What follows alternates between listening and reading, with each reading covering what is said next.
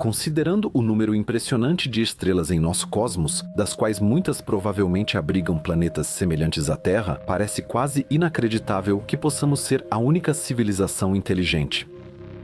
Estima-se que haja até 400 bilhões de estrelas na Via Láctea e bilhões de galáxias no universo observável. Diante desses números, é difícil imaginar que sejamos os únicos capazes de contemplar as estrelas e de estarmos conscientes da existência delas e da nossa própria existência no universo. E, no entanto, apesar de buscas intensas e dos enormes avanços na astronomia e na tecnologia espacial, até agora não encontramos nenhuma prova definitiva da existência de outra civilização tecnologicamente avançada, semelhante à nossa.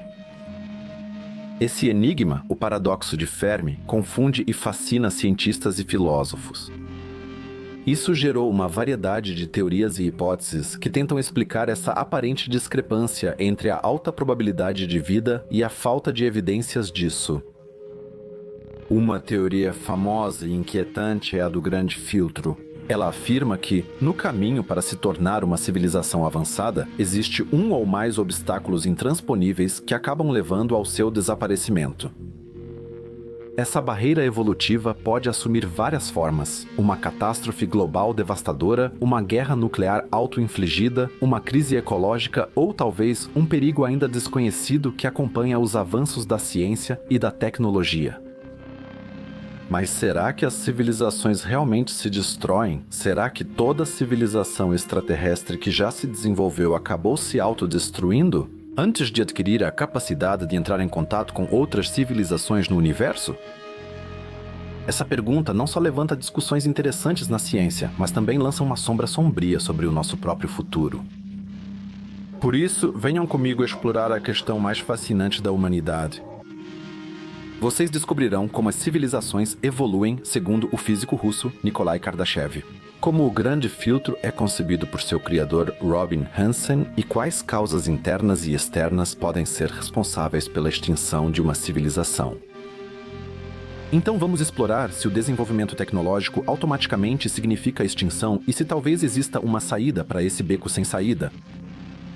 Aliás, esse tema é tão abrangente que decidi transformá-lo em uma trilogia.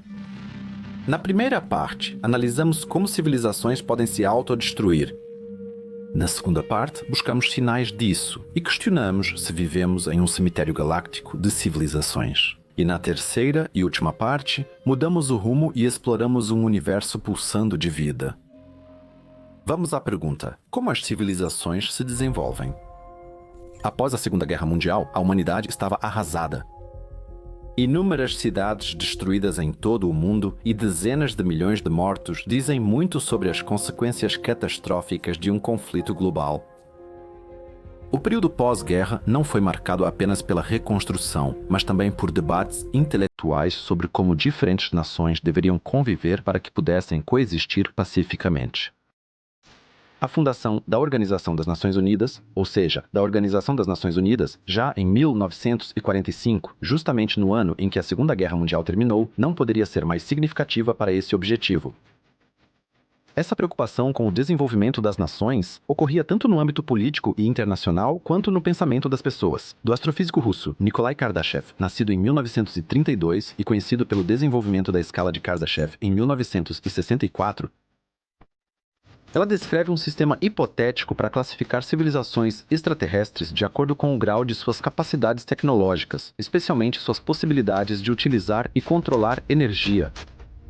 A escala possui 3 tipos: uma civilização capaz de utilizar todos os recursos disponíveis em seu planeta natal é uma civilização do tipo 1. Muitos cientistas acreditam que a humanidade já avançou bastante nesse aspecto e se encontra no nível 0,7 ou 0,8.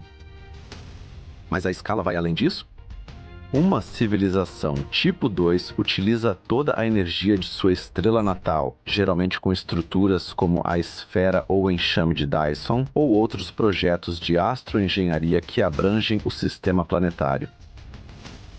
E finalmente, Kardashev chega à civilização do tipo 3 que consegue utilizar a energia de toda uma galáxia e se espalhou por vários sistemas estelares. Uma civilização desse nível poderia controlar estrelas ou modificar uma galáxia inteira à vontade. Na parte 3, abordaremos as características dessa civilização e, por hora, apenas estabeleceremos a base do desenvolvimento das civilizações segundo cada chefe. No artigo de 1964, cada chefe apontou 6 caminhos de desenvolvimento possíveis para uma civilização. Cada caminho mereceria uma série própria, mas aqui terá só uma breve explicação. No primeiro cenário, uma civilização atinge um certo ponto de desenvolvimento tecnológico e então estagna. A estagnação pode ser uma escolha consciente se a civilização considerar avanços tecnológicos desnecessários ou prejudiciais. Também pode ser resultado de desafios externos ou internos, como catástrofes ambientais, escassez de recursos, instabilidade social ou política ou falta de motivação para inovação tecnológica. Nessa situação, uma civilização poderia ficar por muito tempo, talvez para sempre, no mesmo nível de desenvolvimento, sem grandes avanços em tecnologia, ciência ou exploração espacial. Aqui existiria até o risco de declínio, pois a uma civilização estagnada faltariam não apenas desafios intelectuais, mas também avanços tecnológicos. Essa civilização poderia regredir lentamente. Ela ficaria presa para sempre em seu planeta natal. Kardashev também desenvolveu o cenário das chamadas civilizações cíclicas. Nesse cenário, uma espécie passa por fases repetidas de ascensão e queda. Ela poderia passar por períodos de rápido progresso e expansão, seguidos por períodos de declínio e colapso. Esses ciclos podem ser causados por fatores internos, como crises sociais, políticas ou econômicas, ou por fatores externos, como desastres naturais, mudanças climáticas ou encontros com outras civilizações. Nesse contexto, uma civilização pode surgir e desaparecer várias vezes, sem atingir estabilidade duradoura. O risco de escolher a aniquilação total é tão alto quanto o de buscar uma civilização em constante crescimento. No terceiro e próximo caso na elaboração de Kardashev, nessa terceira situação, uma sociedade desenvolve continuamente novas tecnologias e continua expandindo cada vez mais pelo espaço. Uma civilização dessas poderia colonizar e controlar planetas, estrelas e galáxias inteiras. Essa civilização utilizaria quantidades cada vez maiores de energia e recursos, podendo eventualmente se tornar uma supercivilização capaz de usar toda a energia de uma galáxia ou até mesmo de todo o universo visível. Esse cenário pressupõe que não existam limites tecnológicos ou físicos intransponíveis para o crescimento e a expansão, ou que a civilização continue descobrindo novas formas de energia e possibilidades de colonizar o espaço. No entanto, uma civilização desse tipo poderia eventualmente enfrentar o problema de não ter mais recursos suficientes para seu crescimento e expansão, e se veria obrigada a seguir o caminho de uma civilização em transformação. Neste quarto cenário, uma civilização se transforma ao longo do tempo em algo totalmente diferente. Essa transformação poderia ser resultado de avanços tecnológicos que permitiriam à espécie transferir sua consciência para máquinas, transformar-se em uma forma de vida não biológica ou até mesmo manipular as próprias leis da física. Uma civilização assim poderia ser indetectável para nós e baseada em uma física totalmente diferente. Ela poderia, como já mencionado, integrar seus indivíduos em máquinas e ter encontrado maneiras de se multiplicar e se autorreparar constantemente, como sondas de von Neumann. Uma transformação desse tipo, de uma existência biológica para uma puramente tecnológica, significaria que seus membros não seriam apenas potencialmente imortais, mas também poderiam viajar por todo o universo à vontade. Essa mudança poderia explicar a ausência de extraterrestres, já que eles teriam aprendido a se esconder totalmente aqui. Nessas circunstâncias, teríamos uma civilização oculta diante de nós. O quinto cenário de cada chefe. Nesse caso, uma civilização avançada decide se esconder intencionalmente ou mascarar suas atividades. Ela poderia fazer isso para se proteger de ameaças potenciais, para preservar seus recursos ou por razões éticas e filosóficas. Essa civilização poderia usar tecnologias avançadas para ocultar sua existência. Por exemplo, usando dispositivos de camuflagem, manipulando a luz ou outras formas de radiação, ou utilizando tecnologias que nós, humanos, ainda não compreendemos. Nesse contexto, seria muito difícil, ou até impossível, detectar a existência de tal civilização. Extraterrestres se esconderem pode ser tanto uma explicação lógica quanto a causa do paradoxo de Fermi. Mas se nunca os encontrarmos, como provar que estão se escondendo? O cenário final de Kardashev mostra uma civilização que se autodestrói, sendo o mais sombrio de todos. Aqui, espécies inteligentes se destroem antes de terem a chance de alcançar um alto nível de desenvolvimento tecnológico ou de expandir para o espaço. A destruição pode ser causada por guerra, inclusive nuclear ou biológica, danos ambientais, consumo excessivo de recursos, agitação social ou política ou outras catástrofes. Uma civilização pode atingir autodesenvolvimento e colapsar antes de avançar para viagens interestelares ou grandes inovações tecnológicas. Um colapso nessa fase seria especialmente espetacular, pois a civilização já estaria bastante avançada, de modo que muitos dos sistemas que a sustentam teriam que falhar para causar seu colapso. Um caso assim significaria bilhões de indivíduos mortos, e todos os membros da civilização, talvez até mesmo toda a biosfera do seu planeta, poderiam ser destruídos para sempre. Vamos analisar esse cenário em detalhes no próximo capítulo e descobrir quais poderiam ser as razões para um colapso desse tipo e se elas são de natureza externa ou interna. O que o grande filtro tem a ver com isso? Toda civilização está fadada ao colapso? Eles estavam no fim, sua extinção era iminente, mas lutaram com unhas e dentes. Eles mudaram sua atmosfera e reduziram os gases do efeito estufa. Eles eliminaram o arsenal nuclear e reduziram a taxa de natalidade. Eles restauraram o ambiente destruído e reviveram espécies extintas com engenharia genética. Mas já era tarde demais. Seu planeta ultrapassou um limite há muito tempo. As mudanças ecológicas e a destruição ambiental já eram irreversíveis. Eles amaldiçoaram seus antepassados tolos por ignorarem os avisos dos cientistas. Eles sabiam disso, mas preferiram ignorar. E por fim, a mudança veio de forma tão abrupta, como se surgisse do nada, que eles quase foram pegos de surpresa por ela. Florestas queimaram, oceanos se acidificaram, espécies sumiram em massa e animais de criação sofreram com calor extremo ou pandemias. Eles morreram de fome e de sede, ao mesmo tempo em que se afogavam, mas também queimavam e morriam das doenças mais triviais, como moscas. A civilização deles estava no fim, só restava o caos.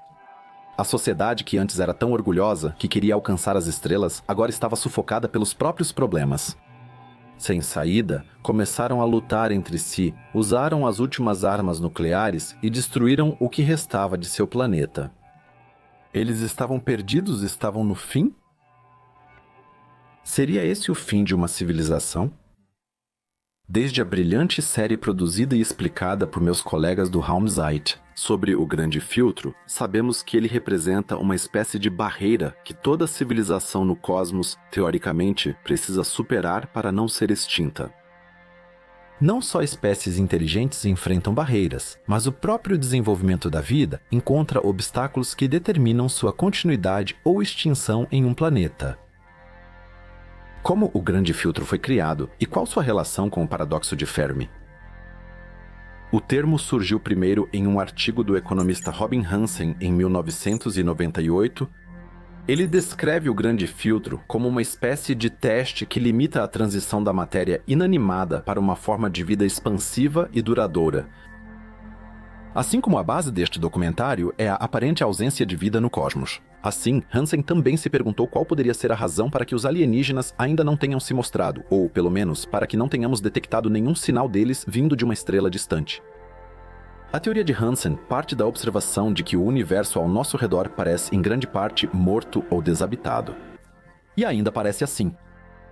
Portanto, segundo Hansen, a probabilidade de que uma determinada quantidade de matéria morta passe por um desenvolvimento semelhante ao da humanidade é astronomicamente baixa.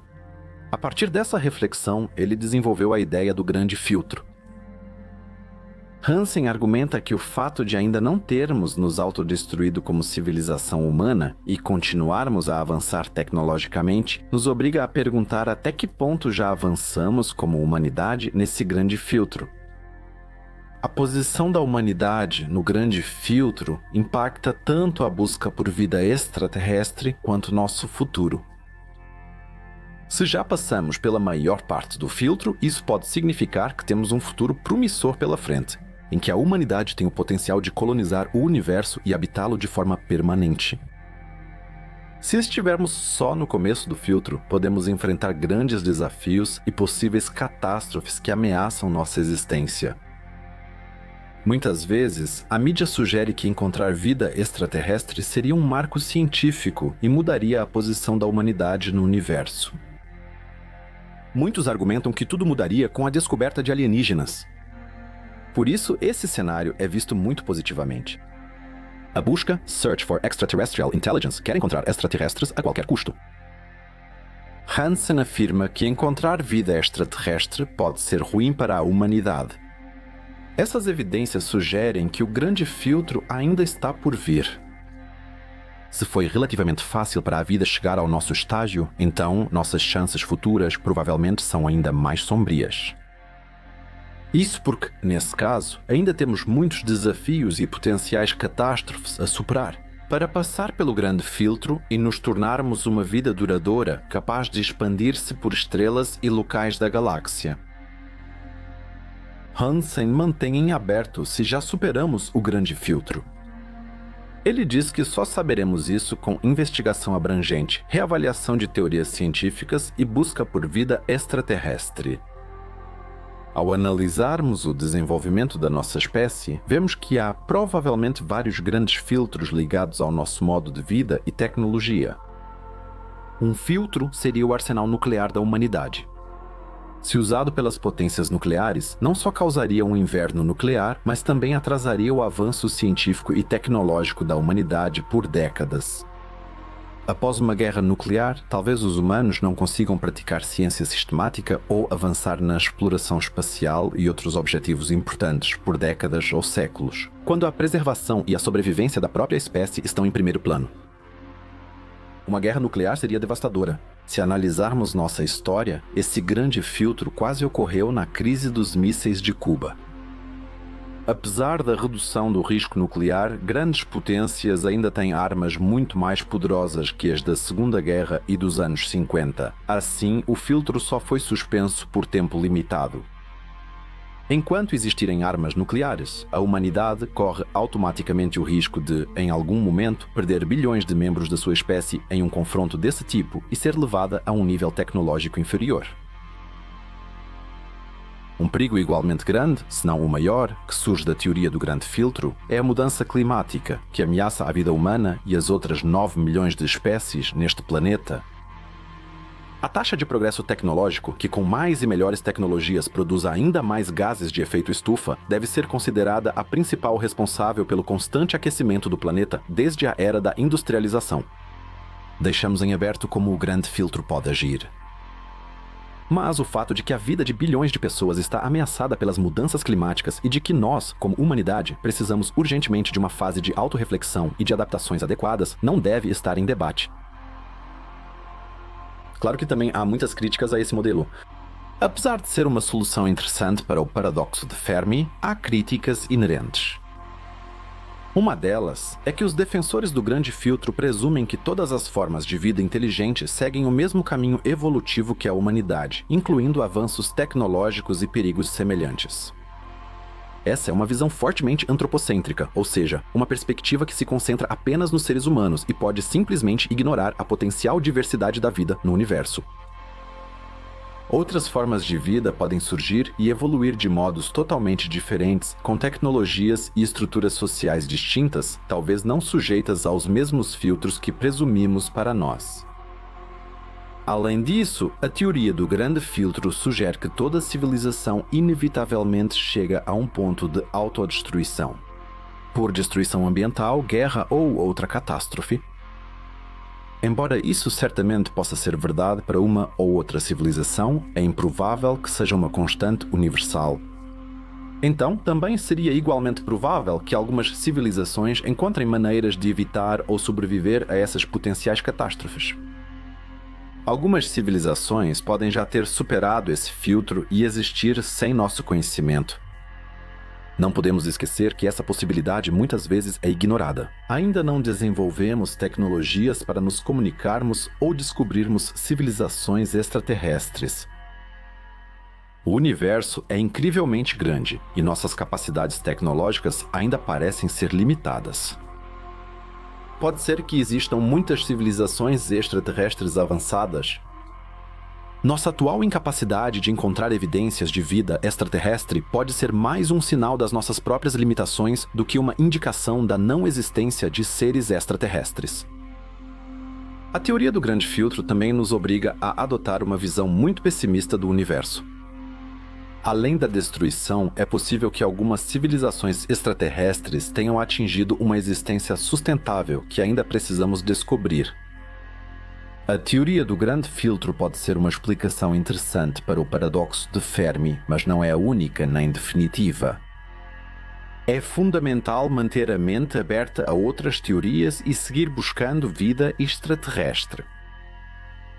Mas vamos supor, para nossos próprios propósitos, que pelo menos para sociedades semelhantes à humana, com um propósito de desenvolvimento parecido, exista o grande filtro. Com a mudança climática e o risco de aniquilação nuclear, esse filtro praticamente zomba de nós. Mas além da autodestruição, há uma série de outras causas, como a aniquilação da vida planetária. Existem vários processos astrofísicos que poderiam causar a extinção de uma espécie ou até mesmo uma extinção em massa. Falaremos mais sobre isso depois. Agora, vamos nos dedicar às maiores catástrofes conhecidas do nosso universo. Isso inclui explosões de raios gama e supernovas. Ambos os eventos envolvem fatores que uma civilização abaixo do nível 1 ou na escala de Kardashev não pode influenciar, nem provavelmente se proteger. Primeiro, temos as supernovas. Elas representam o final espetacular e explosivo de uma estrela. Essas explosões estão entre os eventos mais energéticos do universo e podem emitir radiação por todo o espectro eletromagnético, desde radiação gama intensa e mortal até ondas de rádio inofensivas. Supernovas se dividem em dois tipos principais, Ia e Ii. Supernovas do tipo Ia ocorrem quando uma anã branca, remanescente de uma estrela como o Sol, acumula matéria de uma estrela companheira, ocorre uma explosão termonuclear ao ultrapassar certa massa, pois o núcleo não se mantém estável. Supernovas do tipo Ii, por outro lado, ocorrem quando uma estrela massiva esgota seu combustível nuclear e colapsa sob sua própria gravidade. No evento, o núcleo da estrela gigante se transforma, restando só uma estrela de nêutrons ou um buraco negro. As camadas externas da estrela gigante viram remanescentes de supernova e são lançadas ao espaço. Os efeitos de uma supernova sobre uma civilização próxima dependem da distância até a estrela em explosão. Uma supernova na vizinhança cósmica imediata, digamos, a 4 anos-luz de distância, poderia ter efeitos devastadores. A explosão emitiria uma radiação intensa, que poderia destruir a camada de ozônio de um planeta e expor a superfície à radiação solar direta. Isso pode causar extinções em massa e alterar permanentemente o clima. Mesmo supernovas mais distantes podem ter impactos significativos. A explosão envia uma onda de choque que atravessa o espaço interestelar ao redor, deslocando poeira e gás. Isso pode afetar o nascimento de estrelas e prejudicar sistemas planetários. Além disso, a supernova liberaria raios cósmicos, partículas energéticas que, ao passar pela atmosfera de um planeta, geram radiação secundária. Essa radiação secundária pode destruir a camada de ozônio de um planeta. Assim, seres vivos em um corpo celeste ficariam expostos à intensa radiação cósmica. E como podemos ver, uma supernova que impede a formação de estrelas teoricamente semelhantes ao Sol também pode acionar o grande filtro antes mesmo da formação real de um planeta. Ou seja, não temos apenas grandes filtros que se referem ao desenvolvimento de uma espécie tecnológica, mas também filtros que são puramente de natureza astrofísica. Mas supernovas ficam em segundo plano diante desses eventos. Explosões de raios gama são as mais poderosas do universo e costumam estar ligadas ao surgimento de buracos negros. Elas ocorrem quando uma estrela massiva colapsa ou quando duas estrelas compactas, como estrelas de nêutrons, se fundem. Nos dois casos, muita energia é liberada e se espalha em dois feixes estreitos ao longo do eixo de rotação. Esses feixes são compostos principalmente por raios gama, a forma mais energética de radiação eletromagnética. Um raio gama pode liberar, em poucos segundos, mais energia do que o Sol durante toda a sua vida útil, de cerca de 10 bilhões de anos. Essa imensa liberação de energia se deve à conversão extremamente eficiente de matéria em energia nas proximidades de um buraco negro recém-formado. Na explosão, o raio gama pode brilhar mais que toda a galáxia, tornando-se visível até as regiões mais distantes do cosmos. Os efeitos de um raio gama em uma civilização próxima ou na nossa poderiam ser catastróficos. A radiação gama de alta energia pode destruir a camada de ozônio de um planeta, como em uma supernova, expondo sua superfície à radiação ultravioleta total de uma estrela. Isso pode causar um inverno nuclear, bloqueando a radiação solar e reduzindo drasticamente as temperaturas da superfície. Os raios gama também poderiam danificar diretamente o DNA e outras moléculas biológicas, o que levaria a mortes generalizadas na fauna e na flora. Catástrofes cósmicas poderiam perturbar ou extinguir a vida logo após seu surgimento ou durante sua evolução para organismos complexos. Estudos científicos analisam os possíveis efeitos catastróficos de uma supernova ou clarão de raios gama próximos da Terra sobre a biosfera. Os cientistas também falam aqui dos chamados eventos de esterilização, catástrofes que têm o potencial de destruir toda a vida na Terra ou em outro planeta. Nada pode influenciar ou impedir esses cenários, e é questionável se uma civilização altamente avançada de nível 1 ou 2 na escala de Kardashev estaria imune a eles. Vamos usar novamente nossa espécie como exemplo. Somos a única civilização inteligente no cosmos cuja existência conhecemos. Com a tecnologia atual, não seríamos capazes de impedir um evento cósmico catastrófico, nem de nos proteger dele. Dependemos dos caprichos do nosso planeta natal, ao qual estamos presos. Assim, até uma pequena perturbação no mecanismo global pode causar consequências enormes e devastadoras. Outro fator importante é o impacto de um asteroide. Isso talvez não exterminasse a humanidade, mas nos dizimaria e faria retroceder tecnologicamente, que os cenários de Kardashev, de uma civilização cíclica ou em colapso, de repente soam muito realistas. Porque se não formos destruídos por um asteroide, acabaríamos nos destruindo por causa dessa catástrofe. Enfrentaríamos fome e grandes dificuldades de abastecimento. Os mais de 8 bilhões de indivíduos de hoje talvez fossem reduzidos a alguns milhões em todo o mundo, cerca de 10 anos após o impacto do asteroide. O restante da humanidade teria que lidar com doenças, falta de atendimento médico e a ausência de qualquer padrão de vida que conhecemos hoje. Como civilização implica ser civilizado e viver em paz, diferentes grupos humanos seriam forçados a lutar entre si por supremacia e recursos. O Homo sapiens, em cenário pós-apocalíptico, não estaria ameaçado de extinção. Porém, reconstruir e fazer florescer a civilização humana talvez fosse impossível por séculos, milênios ou até para sempre. Portanto, bastaria tirar dos seres humanos o ambiente ao qual estão acostumados, sem destruí-los, para poder afirmar que uma civilização foi extinta. Mas e se houvesse um caminho que todas as civilizações tecnológicas seguissem e que fosse típico do desenvolvimento de uma sociedade composta por indivíduos inteligentes? Alguns cientistas discutem se as civilizações não se autodestroem a partir de um certo nível de desenvolvimento tecnológico. Mas por que isso acontece? Uma sociedade não deveria ser resiliente, reconhecer erros e evitar a própria destruição?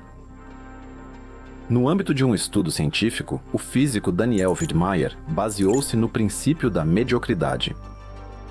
Esse princípio é uma base da cosmologia moderna e afirma que, na ausência de provas em contrário, devemos assumir que nosso planeta e nós mesmos somos absolutamente medianos e que, portanto, a vida na Terra não é especial.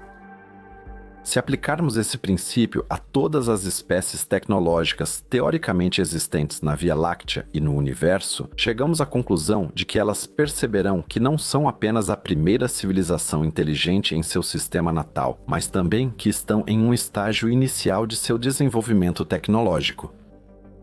Mas agora vem o ponto principal.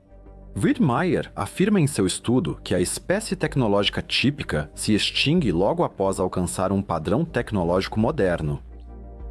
Esse evento poderia resultar na extinção de todo o biossistema global do planeta. Nesse sentido, o princípio da mediocridade pode nos dar uma ideia de qual futuro aguarda a humanidade como espécie tecnológica. Wiedmeyer também analisou a rapidez da nossa evolução tecnológica. Ele argumenta que, embora os detalhes específicos da evolução da vida e da nossa espécie tecnológica na Terra sejam únicos, podemos ser apenas uma forma de existência mediana. Se aplicarmos o princípio da mediocridade a todo o universo, podemos afirmar com segurança sobre a Terra: somos a primeira civilização tecnológica em nosso planeta. O ponto 1 do princípio estaria assim cumprido. Não se sabe ao certo se nosso desenvolvimento tecnológico está avançado ou ainda em estágio inicial. Por isso, deixamos essa questão em aberto. Uma espécie tecnológica é uma sociedade que cria dispositivos eletrônicos e pode influenciar fortemente o ambiente do próprio planeta. De acordo com essa definição, os humanos se qualificam como tal espécie há cerca de 150 anos. Vamos aplicar o princípio da mediocridade em escala mais ampla à humanidade. Vamos chamar esse princípio alternativamente de padrão modelo. As consequências disso são muito interessantes, especialmente para a busca por vida extraterrestre.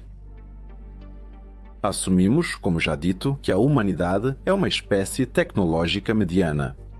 Então poderíamos concluir que o que passamos em nossa evolução e, em parte, talvez também em nossa história, e o que alcançamos agora, é típico. Para civilizações tecnológicas em toda a Via Láctea ou em todo esse universo, isso significa que, se houver outras culturas tecnológicas no universo, elas seguiram um caminho semelhante ao nosso, de acordo com o modelo padrão? Partindo do pressuposto da mediania, também poderíamos prever que a humanidade provavelmente terá uma expectativa de vida típica para uma espécie tecnológica. Isso pode significar que estamos em algum lugar no meio da nossa expectativa de vida prevista.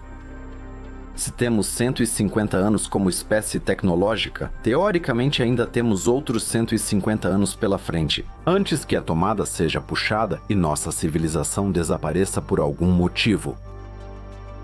Agora surge talvez a principal consequência do modelo padrão na busca por inteligência extraterrestre. Se formos um exemplo comum da evolução da matéria para a vida, é provável que existam muitas espécies com desenvolvimento e tecnologias semelhantes. Isso pode significar que o universo está realmente cheio de vida, mesmo que ainda não tenhamos comprovado isso. Como disse Neil deGrasse Tyson, o universo pode estar fervilhando de vida. Mas o princípio da mediocridade também traz um alerta contundente, ainda que indireto. As civilizações acabam se destruindo. Embora, obviamente, não queiramos seguir esse caminho de desenvolvimento, houve e ainda há alguns físicos que alertam sobre o rumo atual da humanidade. Assim como Stephen Hawking, que várias vezes expressou preocupação com o futuro da humanidade e acreditava que estamos na fase mais perigosa da nossa evolução. Ele listou várias ameaças que poderiam significar o fim da raça humana. Não se trata apenas de um possível fim da cultura ou da civilização, mas sim de que a própria vida humana poderia ser extinta. Hawking cita ameaças como problemas ambientais, mudanças climáticas, aquecimento global, superpopulação e danos ecológicos que podem causar graves déficits alimentares. Além das ameaças mencionadas, Hawking apresenta o avanço tecnológico descontrolado e a poluição ambiental associada como outro perigo. Ele enfatiza que há uma consciência insuficiente sobre os impactos desses fatores em nosso futuro. No entanto, a tecnologia destrutiva mencionada por Hawking não se restringe às armas nucleares, biológicas e químicas. Ela também traz automação e inteligência artificial. Esta última, ao substituir pessoas em várias tarefas, poderia levar ao desemprego e, consequentemente, a conflitos sociais e económicos em grande escala. Mas muitos economistas também acreditam que a inteligência artificial sempre dependerá de pessoas e nunca substituirá o ser humano. Essa é a opinião, por exemplo, do renomado cientista da computação e professor Pedro Domingos, professor na Universidade de Washington. Ele é visto como um dos maiores especialistas em pesquisa de inteligência artificial. Domingos considera infundada a preocupação de que a inteligência artificial possa assumir o controle da sociedade humana. Ele argumenta que as máquinas, por mais inteligentes que sejam, sempre permanecerão ferramentas controladas por seres humanos. São produtos do design humano e seguem as regras e objetivos que definimos. Domingos explica ainda que os sistemas de inteligência artificial dependem dos dados que recebem dos humanos. Sem esses dados, não funcionariam ou aprenderiam. Assim, segundo Domingos, o controle sobre a inteligência artificial permaneceria, em última análise, sempre nas mãos humanas. Por mais autônoma que pareça, a inteligência artificial tem funcionamento e objetivos definidos por pessoas, não podendo ser realmente independente ou ultrapassar os parâmetros de sua programação. Ele também aponta que a inteligência artificial não é capaz de ter emoções, desejos ou motivações humanas. Ela não tem vontade ou intenções próprias. Uma inteligência artificial não pode perseguir objetivos além daqueles definidos por sua programação. Portanto, a ideia de que a inteligência artificial poderia um dia assumir o controle é, segundo Domingos, mais ficção científica do que realidade científica. Domingos defende cautela com a nova tecnologia, mas outro fator é essencial para o desenvolvimento de uma espécie. Isso não ocorre por um apocalipse de inteligência artificial como em O Exterminador do Futuro, mas por uma catástrofe ambiental que estamos vivenciando. O que ocorre quando a Terra ou outro planeta fica inabitável para humanos ou extraterrestres? Stephen Hawking sempre ressaltou que ainda não temos tecnologia para deixar a Terra e colonizar outros planetas em grande escala. Mesmo que isso seja apresentado como uma possível solução, ele especula que colônias humanas em outros planetas poderiam sobreviver, mesmo que destruíssemos nossa espécie na Terra. Esse pode ser um cenário para nosso futuro. No entanto, permanece incerto se outras civilizações avançadas, caso realmente existam, passaram por uma fase como essa, se sobreviveram e colonizaram outros planetas. O modelo padrão favorece a busca por civilizações extraterrestres tecnológicas, mas indica que, teoricamente, caminhamos para nossa própria extinção sem poder evitar. Principalmente se continuarmos neste planeta e continuarmos a destruí-lo de forma desenfreada. Não há outro destino para uma civilização além da destruição? Civilizações prosperam por um período ultra curto em termos cósmicos, nem um piscar de olhos no universo. Se seguirmos o caminho de uma espécie transformadora, que conscientemente escolhe um caminho diferente para seu desenvolvimento, isso significaria para nós abandonar a vida que conhecemos e encontrar formas totalmente diferentes de existência?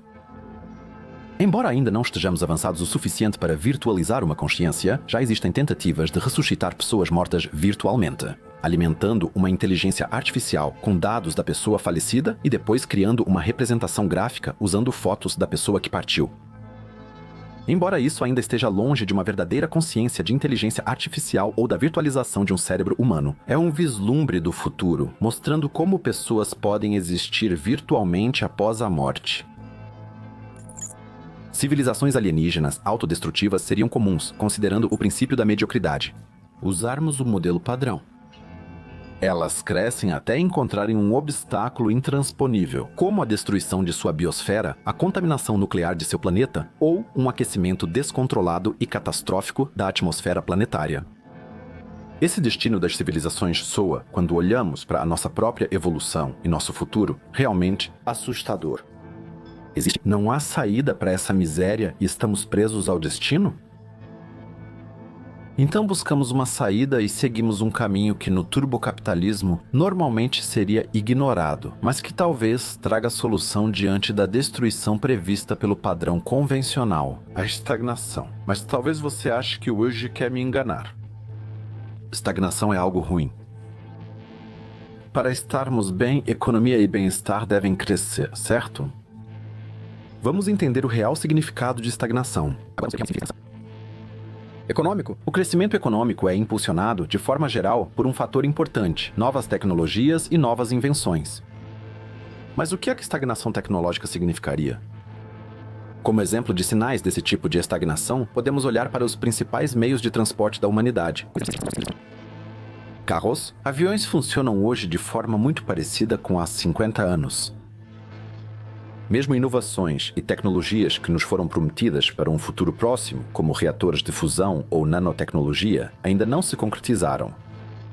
Alguns querem ver nisso um indício de que estamos nos aproximando de limites técnicos ou físicos fundamentais que impedem novos avanços radicais.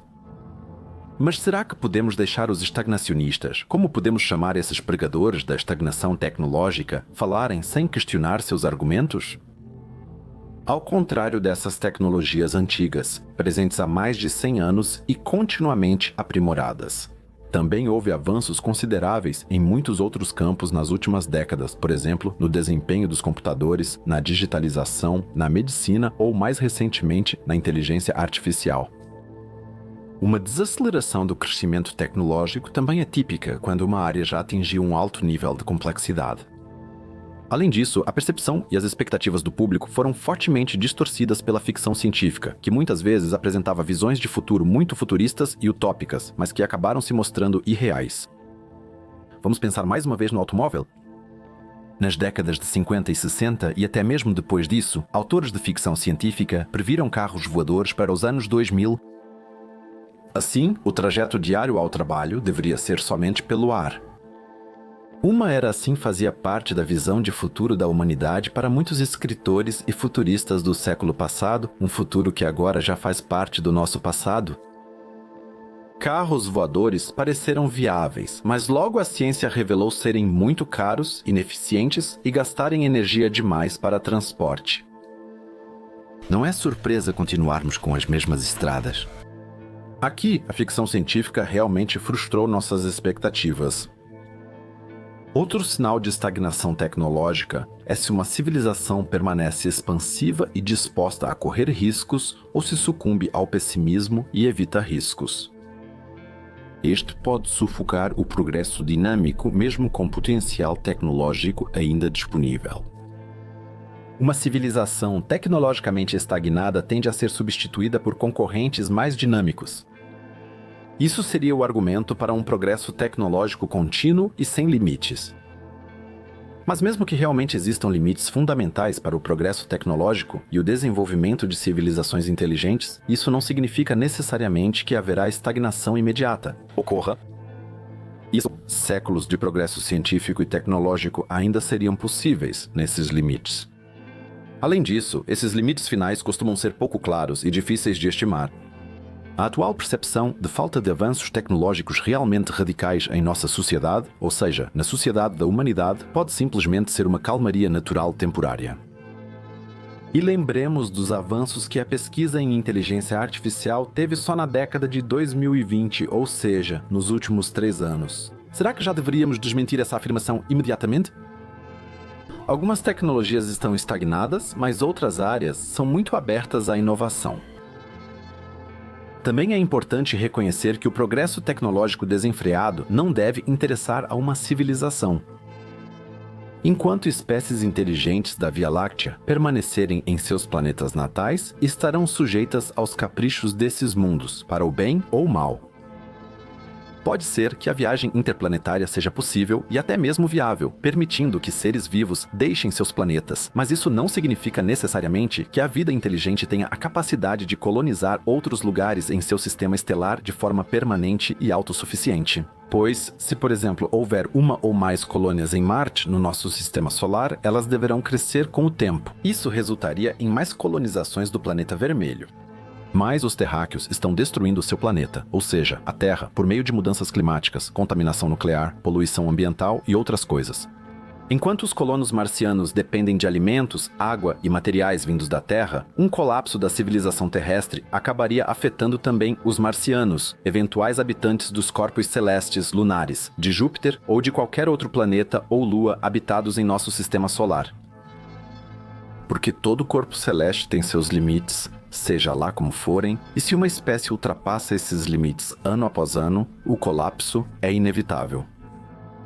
Só quando as colônias forem autossuficientes e puderem se abastecer com sua própria comida e água potável. Viver de forma sustentável garante o sucesso de assentamentos de civilização em outros corpos celestes do sistema estelar. Portanto, destruir o meio ambiente não interessa a uma civilização. Eu escolho conscientemente aqui uma formulação neutra, pois uma relação entre o comportamento destrutivo da humanidade com seu planeta e o destino das civilizações na Via Láctea deveria ser mais do que evidente. Ninguém quer uma estagnação descontrolada, já que, em um sistema voltado ao crescimento, isso traria consequências desagradáveis.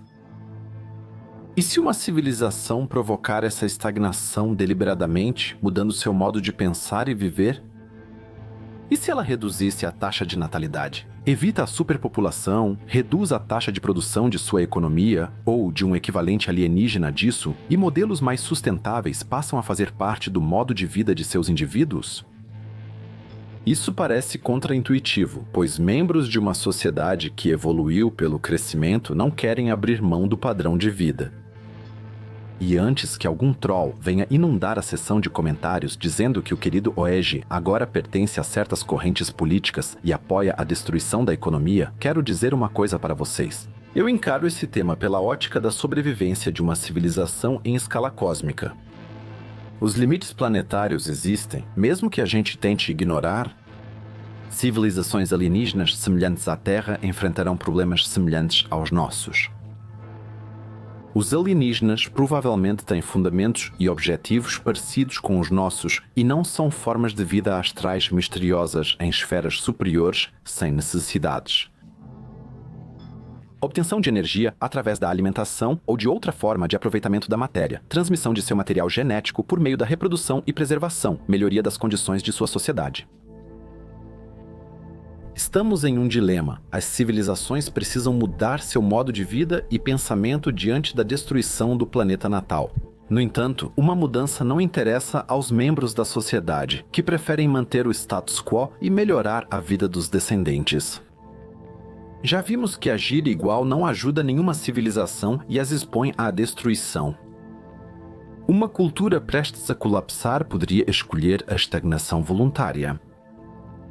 Isso não precisa ser visto como uma paralisação do progresso tecnológico. O desenvolvimento em várias áreas da sociedade e economia seria apenas desacelerado e guiado com mais cautela. Tecnologias radicalmente novas, com consequências incertas ou perigosas para o meio ambiente, seriam introduzidas gradualmente e de forma controlada, apenas após análise cuidadosa de seus impactos em pessoas e ecologia, em vez de torná-las totalmente acessíveis à sociedade. Seria importante priorizar a otimização e o uso eficiente de tecnologias já comprovadas em vez de criar inovações totalmente novas sob pressão e rapidez. O desenvolvimento deveria ser evolutivo, não revolucionário. Uma civilização deve promover o avanço orgânico da tecnologia. A legislação e regulamentação estatal limitariam ou proibiriam pesquisas arriscadas. A sociedade precisaria valorizar mais sustentabilidade, eficiência e qualidade de vida, e menos consumo material, excesso e luxo. Setores não tecnológicos, como educação, relações sociais e artes ou equivalentes extraterrestres, precisariam ser fortemente promovidos. No planejamento dessa civilização, predominaria uma visão otimista, porém realista e cautelosa. Euforia cega, fé radical no progresso e a idealização de inovações tecnológicas como solução para tudo dariam lugar a uma visão equilibrada. Admito, eu estava vendo as coisas um pouco com lentes cor-de-rosa agora há pouco. Apesar disso, para que essa mudança aconteça, seriam necessárias transformações sociais profundas. De certa forma, as civilizações não têm escolha enquanto estiverem presas ao planeta natal e viagens interestelares forem impossíveis. Ou elas optam por um modo de vida mais suficiente e sustentável, ou serão destruídas. Por que civilizações morrem? Cientistas questionam isso há séculos. Na Terra, temos centenas de exemplos de como impérios e reinos poderosos do passado ruíram e como esse processo aconteceu. Mas, ao aplicar isso às civilizações extraterrestres, surgem ainda mais fatores, processos impossíveis de analisar individualmente aqui. Vimos que o grande filtro para civilizações semelhantes à Terra provavelmente representa um obstáculo real. Por isso, devemos nos preocupar com nosso futuro. Além da decadência interna de uma cultura extraterrestre, catástrofes cósmicas como explosões de raios gama ou supernovas também podem ameaçar uma civilização. Também, um desenvolvimento desenfreado da tecnologia não é sustentável, pois um corpo celeste, um planeta, uma lua, tem limites. E a destruição, eu atribuiria isso a qualquer civilização minimamente inteligente, não está no interesse de ninguém. Se for assim, vemos o grande filtro em ação ao observarmos o silêncio inquietante e opressivo do universo. Esse silêncio fantasmagórico da Via Láctea sugere que estamos sozinhos. Talvez estejamos no meio de um mausoléu galáctico, cercados pelas lápides de civilizações outrora orgulhosas, que não conseguiram se conter e se entregaram à destruição por causa de sua própria tolice. E se pastores estelares humanos um dia descobrirem vestígios de uma cultura alienígena, apesar de saberem o certo, escolheram a autodestruição? Isso estaria em sua lápide. Lembremos dessas criaturas que, iludidas por sua suposta superioridade, causaram seu fim devido à ambição e arrogância. Sua sede, insaciável por cada vez mais crescimento e progresso, não conhecia limites. Eles ignoravam a beleza e valor do que já tinham, buscando sempre o novo, o maior e o mais rápido. Mas seu impulso extremo acabou sendo o caminho errado. Eles não usaram as forças da natureza com cautela, mas impuseram sua vontade de forma implacável. Eles escravizaram seu planeta, profanaram sua biosfera e poluíram o ar que respiravam. Suas tecnologias desencadearam caos e destruição. Eles olharam para o abismo, se aproximaram e acabaram caindo nele. Embora possuíssem a centelha da inteligência, lhes faltava a luz da razão, com a qual poderiam ter iluminado esse abismo e recuado diante dele. Mas eles preferiram a escuridão. Sua ganância devastou seu habitat natural até que não restasse mais nada. Impotentes, viram toda a vida sumir e seu mundo virar uma casca vazia. Mas esperamos que sua história trágica não se perca sem ser ouvida no eterno silêncio do universo.